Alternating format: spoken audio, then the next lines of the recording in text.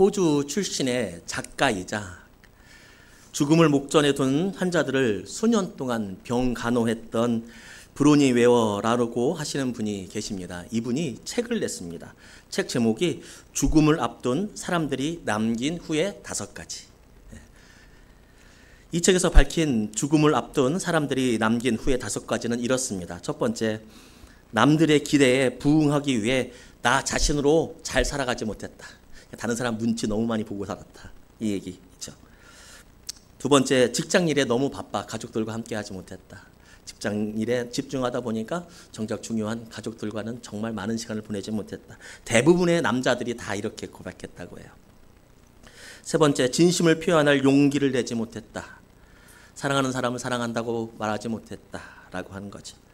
친구들과 자주 연락하지 못했다. 친구들과.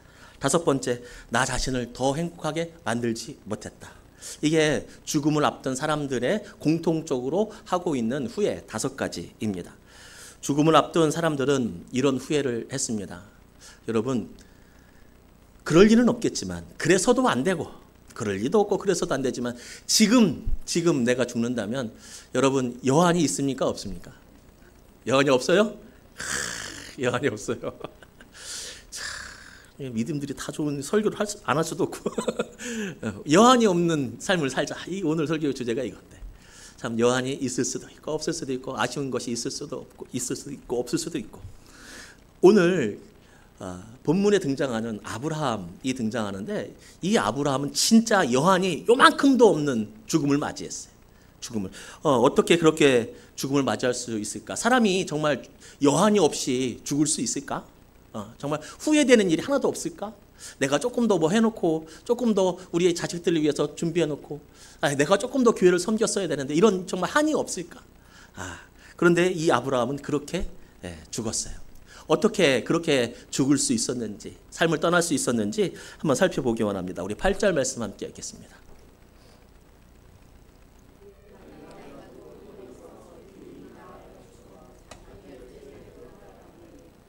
아멘. 나이가 높다라고 하죠. 나이가 많이 들었다. 성경에서 장수는 복입니다. 장수는 복의 한 가지입니다. 여러분은 몇 살까지 살고 싶습니까? 몇 살? 100살? 100년은 살아야지. 얘네들은 100년 살지 않겠어요? 얘들 OECD, 제가 한번 수요기 때 말씀했는데, 제가 노예 가서 목회자가 나중에 은퇴하면 어떻게 노후를 대비하느냐, 그 특강을 하더라고요, 노예에서. 거기서 강사분이 와서 하는데, 미국 잡지에 실렸는데, 지금 태어난 아기의 사진을 보면서 이 아이들이 살면 몇 살까지 살 수 있겠습니까? 그리고 기대 수명이 몇 살이겠습니까? 했더니 놀라지 마세요. 140살이랍니다. 140살. 이게 다 고친다는 거예요, 이제. 그렇게 또 기대 수명도 높아가고. OECD 통계 보니까 2025년에 보니까 83.5세. 우리나라가 조금 높다고 생각한다고 합니다. 적당한 것 같죠? 제가 볼 때는 적당한 것 같아요. 한 84세, 85세 이렇게. 아브라함은 살만큼 살았습니다. 더 안 살아도 될 만큼 살았다라고 하는 것이죠. 그런데 이 나이가 높고 뭐 연수가 차고 이런 말은 단순히 장수했다라고 하는 말은 아니에요. 그냥 오래 살았다냐. 우리 장수했다. 우리 대덕구에서 장수 어르신으로 포창받은 분이 우리 가족인 거 아세요?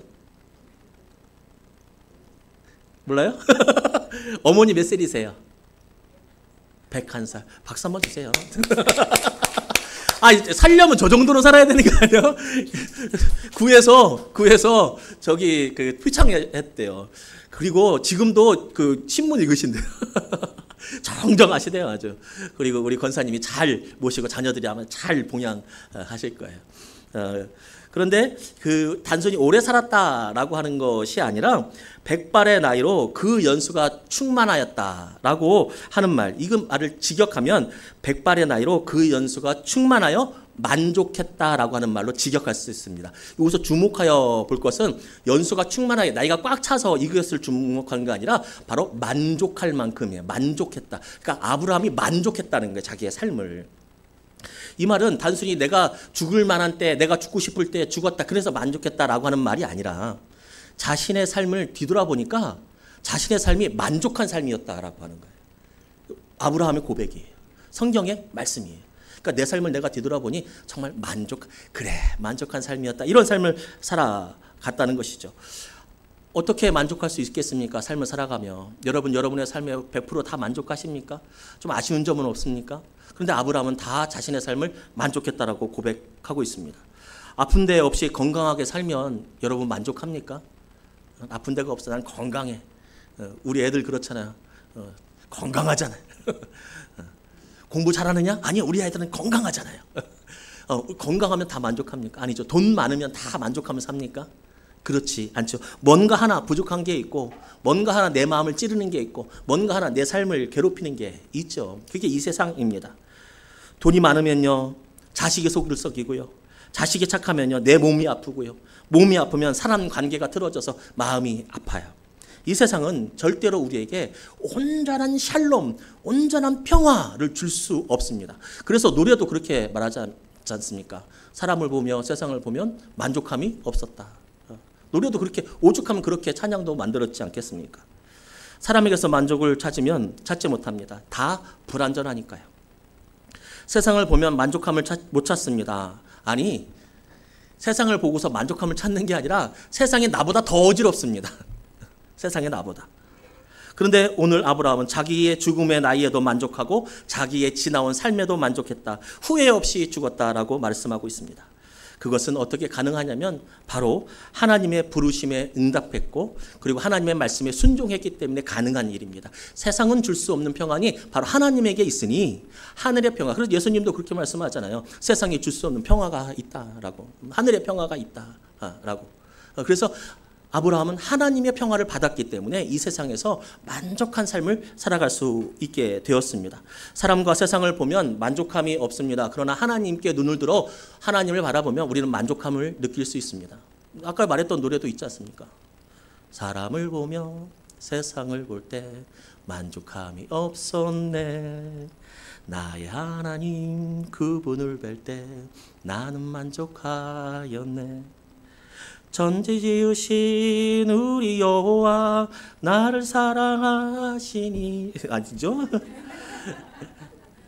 어제 연습 엄청 했는데 제가 설교할 때 노래 진짜 1년에 한 번 부를까 말까 하는데 NG! 나의 하나님 한 분만으로 나는 만족하겠네.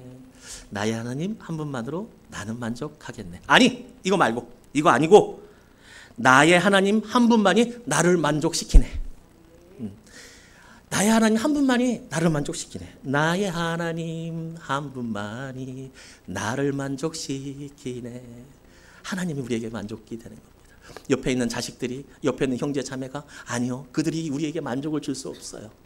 물질이 우리에게 만족을 못 주고 세상이 우리를 만족을 못 줘요. 제 말이 아니라 성경이 다 그 말이에요. 그 말이에요. 다. 세상에는 평화가 없고 만족이 없으니 너에게 만족을 주는 하나님을 찾아라고 하는 말이 이 성경의 주된 말씀 아닙니까? 우리 모두 아브라함처럼 장수의 축복 다 받기 바랍니다. 그런데 장수의 축복에 머물리지 말고 나의 삶을 뒤돌아보니 내 삶은 하나님 때문에 만족한 삶은 그 축복을 더 받기 원합니다.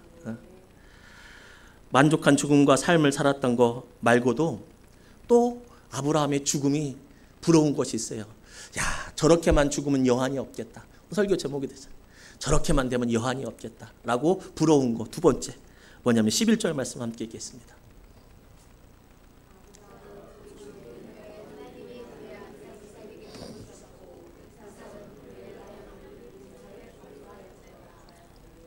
아멘.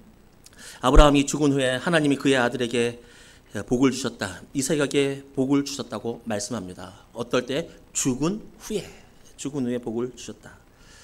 여기 생명보험 들으신 분 아무도 없어요? 손들기 귀찮으신 분, 생명보험 들으신 분, 장경원 선생님 들으셨어요? 다 들으셨는데 왜 손을 안 들까요? 목사의 말을 우습게 여기는 건가요? 장권사님 빼고? 들으신 분 생명보험 뭐라고 하려고 하는 게 아니에요. 그래. 왜 들어요? 나 죽으면 쓰지도 못할 돈. 권사님 왜 들으셨어요? 권사님이 쓰지도 못하는데 권사님 돈 내가면서 왜 생명보험 들으셨어요? 예? 뻔하죠 뭐. 옛날에 다 들었어요. 남들 들으라고 해서 들었어요. 왜 생명보험 들어요? 왜? 자식들 혹시 나 없더라도 내 배우자 나 없더라도 좀 편하게, 그리고 좀 누릴 거 누리고 교육도 좀 받고 그렇게 살라고 생명보험 들지 않습니까? 죽어서 가장 걱정이 무엇입니까? 죽어서 가장 걱정 뭐예요? 기후 위기가 걱정일까요? 죽을 때 가장 걱정 뭐예요? 자식, 내 새끼, 내 자식 잘 살 수 있을까? 내가 살아보니 이 세상 정말 쉽지 않고 험하고 모진데 내 새끼 잘 살아갈 수 있을까? 그 걱정이죠. 그런데 아브라함이 죽어도 이삭은 하나님께 복받고 살았대요. 하나님께 복받고 살았대요. 부러워요, 안 부러워요? 저렇게만 되면 여한이 없겠다. 여한이 없겠다. 하나님과 동행하면서 살았대요. 내 새끼가, 내 자식이, 내 자식이, 내 새끼가. 하나님이 그냥 복 주셨습니까? 그러니까 아브라함이, 아빠가 아브라함이니까 이삭에게 그냥 복을 주셨습니까? 아니죠. 믿음의 정말 거장들이 있어요. 사무엘이 제일 대표적이잖아요. 믿음의 거장들이 있는데 자식들이 그냥 복 받습니까? 아니죠. 그 자식도 누구의 뜻대로, 하나님의 뜻대로 살았기 때문에 그 자식도 복을 받는 거예요. 이스라엘이 애굽에서 종살이 할 때 그를 하나님이 끌어내 주셨어요. 그럼 이때 이스라엘을 잘 살았으면 복을 받는데 또 잘 못 살아. 그래서 나중에 가나안 땅 들어가서 뭐 전쟁이 나고 막 이런 일이 벌어진단 말이에요. 무슨 말이냐면 이 말은 이삭도 아브라함을 따라서 하나님 잘 믿고 살았다, 이 얘기예요. 이 얘기. 나 죽은 후에도 자녀들이 복받고 만족하게 살기를 원한다면 여러분 생명보험도 들어야 됩니다. 준비해놔야 됩니다. 그런데 더 중요하고 가장 중요한 것은 믿음을 잘 전수시키는 것입니다. 믿음을 잘 전수시키는 것입니다. 그것을 위해서 최선을 다해서 기도하고 최선을 다해서 우리가 아이들을 교육시켜야 합니다. 우리가 왜 저렇게 떠들고 있는 5학년 애들, 아직도 목사님 얼굴을 한 번도 안 보고 있는 저 아이들을 왜 하고, 저 철없이 부의하고 있는 애를 왜 이 온 가족 예배에 같이 초청해서 같이 예배 드립니까? 여러분 예배 어떻게 드리는지 보라고. 여러분 예배 어떻게 드리는지 보라고. 자녀에게 하나님이 그들에게 주인이 될 수 있도록 우리가 잘 이끌어 가야 합니다. 저는 아쉬운 게 참 많이 있습니다. 여러분도 아시다시피 저는 아이들 교육에 제가 전도사 생활을 되게 오래 했잖아요. 굉장히 오래 했잖아요. 거의 뭐 20년 넘게 한 것 같아요. 전도사 생활을 오래 했다는 얘기는 곧 뭐냐면 보통 교육부를 20년 넘게 했다는 거예요. 그래서 그 아이들에 대해서 정말 꿈과 비전이 저에게 있어요. 그래서 우리 아이들을 정말 잘 키우고 싶어요. 좀 더 쾌적한 환경에서 키우고 싶어요. 우리 본당에 에어컨이 고장났어요. 그 밑에 에어컨이 고장났어요. 여러분 본당 에어컨부터 고쳐야 돼요. 밑에 아동부실 에어컨부터 고쳐야 돼요. 여러분 집에 에어컨이 여러분 방하고 자식 방하고 있어요. 그리고 여러분 에어컨도 고장나고 자식 방 에어컨도 고장났어요. 누구 방부터 고칠래요? 내 방. 자식 방부터 고쳐야지. 자식 방부터. 정말 쾌적한 환경으로 잘해주고 싶고 정말 잘 먹이고 싶고 좋은 거 보여주고 싶고 막 그런데 여건이 안 되잖아 우리가. 정말 미디어적으로 시스템적으로 정말 빵빵한 음악에서 막 선생님들 막 율동 막 30명씩 앞에 딱 서 율동 딱 하고 막 그게 안 되잖아. 정말 아쉬워요. 그래서 근데 그거 아쉬운 거 생각하면 뭐 할까요? 아직 안 왔는데 비전을 꿈을 꾸지만 우리가 지금 할 수 있는 거, 아니 우리가 할 수 있는 것이 아니라 가장 중요한 것, 그것은 무엇이냐면 말씀 잘 가르치는 거예요. 그거는 정말 뒤처지고 싶지 않아요. 비록 정말 좋은 환경 이런 것은 없더라도 정말 말씀 하나는 정말 잘 가르치고 싶어요. 가르치고 싶어요. 우리 수아가 그랬다잖아요. 기독교 영화 그 뭐죠? 수아야 뭐 봤지? 영화? 요즘 나온 거? 기독교 영화? 정권 요새 뭐 봤어요? 제목이 생각 안 나. 하여튼 그거 킹 오브 킹 기독교 영화인데 수아가 그걸 보고 나왔다지 않습니까? 보고 나왔는데 아빠 잘 이해가 됐어? 그 아직 어리니까 이해가 잘 됐으니까 아이고 맨날 예배 시간에 배우잖아 그랬다잖아요. 우리는 다 알잖아 예배 시간에 다 배워서. 아이고 야 이래서 사람들이 목회를 하는구나. 이래서 너무 기뻐.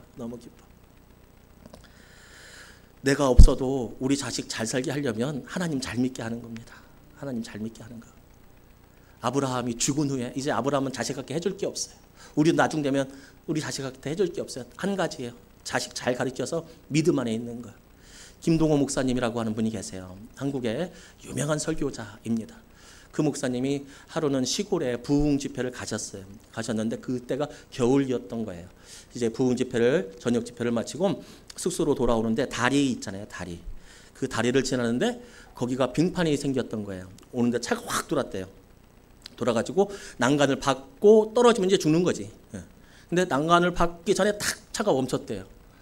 그래서 어찌어찌 숙소에 와서 기도를 하는데 이렇게 기도하셨대요.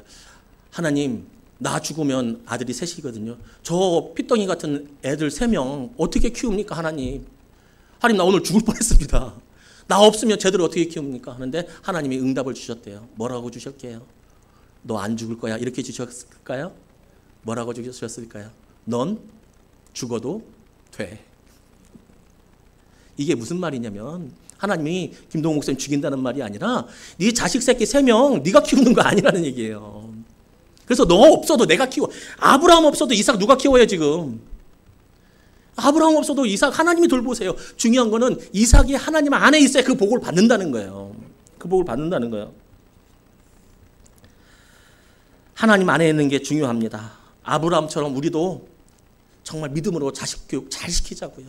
우리 교회 학교 아이들 우리에게 맡겨주신 하나님의 선물이에요. 저들에게도 우리가 선물이듯이 저들도 우리의 선물이에요. 잘 교육시켜야 돼요. 잘 교육시켜야 돼요. 아동부 친구들 잘 들으세요. 잘 들으세요. 엄마 아빠의 최고의 소원은 자 앉으세요. 얼른. 누구 아들이요? 앉으세요. 앉으세요. 엄마 아빠 할머니의 최고의 소원은 공부 잘하는 거 아니에요. 하준아, 엄마의 최고 소원은 공부 잘하는 게 아니야. 엄마의 최고 소원은 하준이가 예배 잘 드리고 하나님 잘 믿는 거야. 그러면 나머지는 다 해결되게 돼 있어. 믿음 좋은 사람, 하나님 잘 믿는 사람 치고 안 되는 사람 없어. 세상을 이겨.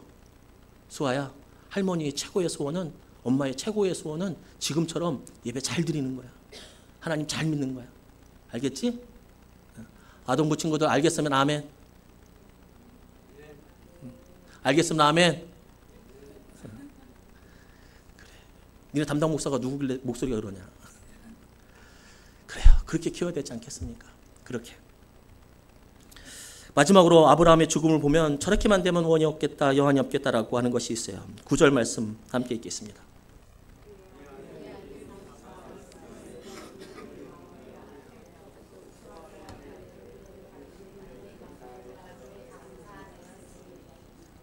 예, 이삭과 이스마엘이 아브라함의 장례를 치렀어요. 이 두 명이 아브라함의 아들이에요. 하나는 이삭은 정실 부인의 아들이었고 이스마엘은 누구였냐면 그 여종 하인의 아들이었어요. 이 둘이 사이가 좋았을 리가 없죠. 정실 부인이 아닌 이스마엘의 부모도 아브라함이 내보냈어요. 둘이 사이가 안 좋으니까. 그래서 내보냈는데 사이가 좋을 리가 없습니다. 그리고 아브라함에게 이스마엘이 좋은 감정이 있겠습니까? 있기가 쉽겠습니까? 자기 어렸을 때 자기 엄마하고 내보냈어요. 근데 아브라함이 좀 부자였잖아요. 그래서 좀 유산도 좀 주어서 저쪽 땅을 좀 마련했으니까, 집을 마련했으니까 거기서 하인 한 10명 떼줄 테니까 가서 살아라 이렇게 보내지 않고 떡 한 덩이하고 물 한 부대, 가죽 부대 주어서 내보냈어요. 사막으로. 여러분 아버지가 여러분 엄마하고 이렇게 내쫓으면 여러분 마음이 어떨 것 같아요? 아버지한테 감사한 마음이 들기가 어렵겠죠. 근데 이스마엘은 찾아와서 아버지 장례를 이복 동생하고 같이 치렀어요.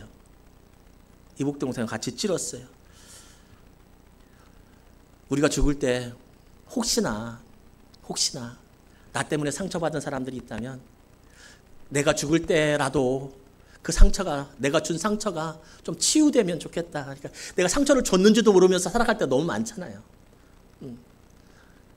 아브라함이 그렇게 내보낸 것은 하나님이 그들을 도와줄 것이라고 확신했기 때문에, 지난 설교에, 예전 설교에 말했잖아요. 확신했기 때문에 그들을 내보냈는데 이스마엘 입장에서는 그게 아니었지만 지나 보니까 우리 아버지가 그랬구나 라고 자신의 상처를 치유하는 그런 죽음이 되면 좋겠다.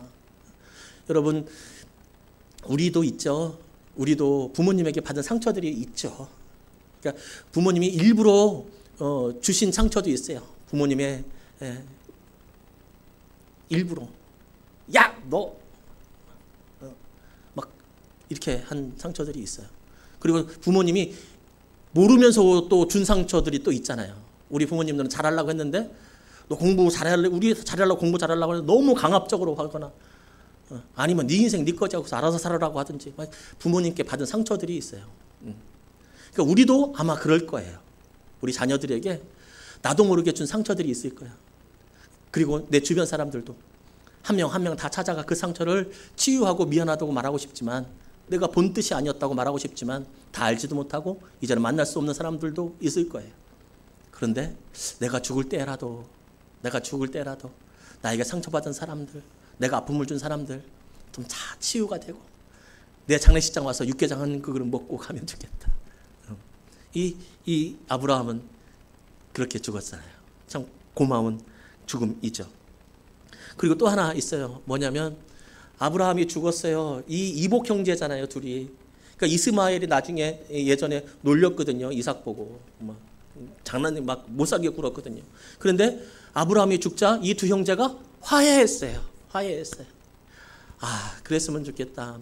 혹시 자녀들이 사이가 안 좋거나 그러면 정말 내가 죽었을 때 우리 자녀들이 좀 화해의 장이 되었으면 좋겠다. 그것을 뛰어넘어서 내가 죽었을 때 우리 교회가 정말 부흥이 되면 좋겠다.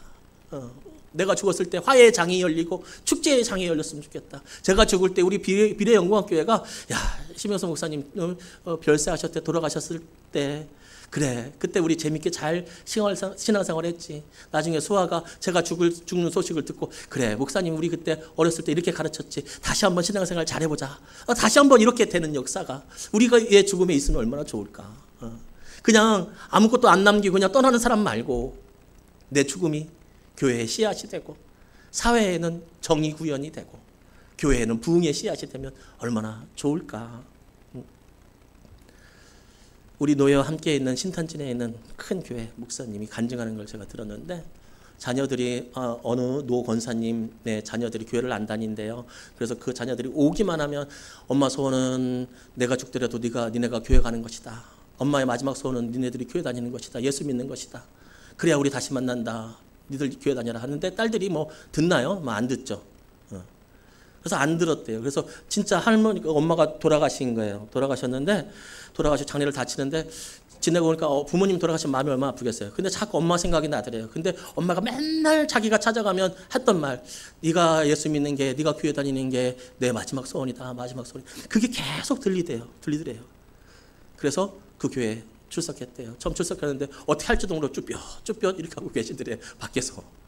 들어가자니 나를 전도한 사람이 있으면 그 사람 따라 들어가면 되는데, 내가 교회 다녀본 적이 있으면 그냥 따라가면 되는데 아무것도 모르니까 뒤에서 이렇게 하고 있어요. 들어오시라고. 사연을 들어보니까 그 사연이래. 엄마가 마지막에 가실 때 내가 죽으면 너희들 교회 가는 게 내 소원이다. 우리의 죽음이 정말 그랬으면 좋겠다. 내가 죽으면 정말 내가 열심으로 전도했던 그 사람이 교회 다니는 게 우리의 죽음이 진짜 복으로 이어졌으면 좋겠다. 그러면 여한이 없겠다 싶습니다. 아브라함의 죽음은 오해가 풀리고 가정의 평화를 가져오는 죽음이었습니다. 그리고 아브라함의 죽음은 자신의 나이뿐만 아니라 자신의 전 삶도 만족하는 죽음이었습니다. 아브라함의 죽음은 부흥의 시작이었고 화해의 시작이었습니다. 지난주 성경 공부 때인가 정말 제 마음이 너무 좋아요. 너무 좋은 말을 들었는데, 우리가 여름 그 문화행사 할 때 바울이라고 하는 영화를 봤잖아요. 바울이 영화를 봤는데, 바울이 처음부터 예수를 믿는 게 아니라 예수 믿는 사람 잡아다가 가두고 죽이고 이런데 했던 사람이 있잖아요. 그런데 그 다음 예수를 믿은 거잖아요. 근데 자기가 가두고 죽였던 사람들 중에 꼬마가 있는 거예요. 사람 어른들도 있고 부인들도 있는 거예요. 예수 믿는다고 가서 박해를 냈어요. 내가. 근데 예수 믿고 나니까 내가 내 형제를 죽인 거잖아요. 그러니까 이게 트라우마인 거예요. 그래서 영화에 그 장면이 몇 번 나와요. 자기가 괴롭혔던, 예수 안 믿었을 때 자기가 괴롭혔던 예수 믿는 사람들. 너무 마음이 아픈 거예요. 그 마음의 가시를 가지고 바울은 살아갔는데, 이제 나중에 영화 마지막에 바울의 목이 돌에 있고 칼로 딱 치는 그 순간 화면이 싹 바뀌면서 그동안 보였던 자기가 괴롭혔던 바울이 괴롭혔던 여자아이와 사람들이 저기에서 탁 다가오는 거예요. 인상 쓰면서 네가 나 죽였지? 이렇게 다가왔을까요? 아니요. 환하게 웃으면서 어서 오라고. 제가 그 얘기를 했어요. 그랬더니 우리 앉아있는 분들 중에 뭐라고 하냐면 그래요. 목사님 천천히 오세요. 우리가 맞이할게. 야, 그 말을 듣는데 왜 이렇게 좋은지. 그래. 아동부 친구들아, 천천히 와라. 우리가 천국 가면 다 마중 나올게. 부디 한 명도 못 만나는 일 없게 하자. 귀하고 복되신 여러분, 잘 죽읍시다. 죽음을 잘 준비합시다. 복받는 죽음 맞이하는 우리 모두가 되기를 주님의 이름으로 축복합니다.